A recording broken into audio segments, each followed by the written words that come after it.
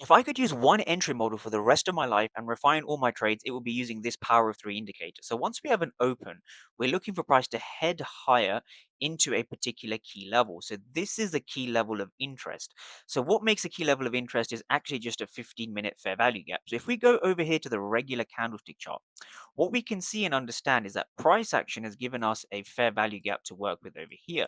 Now from here, when we go down to the lower time frames, let's say the 1 minute time frame, we're waiting for price to come into this particular area over here. So now when price comes into this area, we understand and we read the order flow.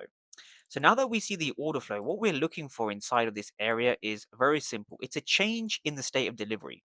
So a change in state of delivery is very, very simple, right? For those who don't use order flow, here's another way you can do it. You're looking for the nearest 1 minute fair value gap, and you want this zone to fail over here. So we can see prices ripped through this particular zone over here. Prices kind of ripped through this area, and we've seen a nice wick rejection over here. This is now the high of the 10 a.m. candle. That being said, you can place a short entry near this inefficiency or this fair value gap, and you can have a stop loss just above this local wick.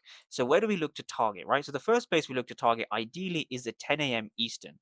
We also have a fair value gap resting over here. So price left a fair value gap just over here, and price left a much bigger fair value gap just over here.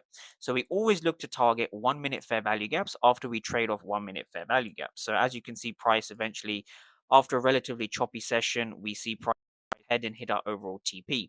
If you want to know how I catch trades like this, just comment the word NQ and I'll send you over a free checklist on how I trade this exact step-by-step strategy.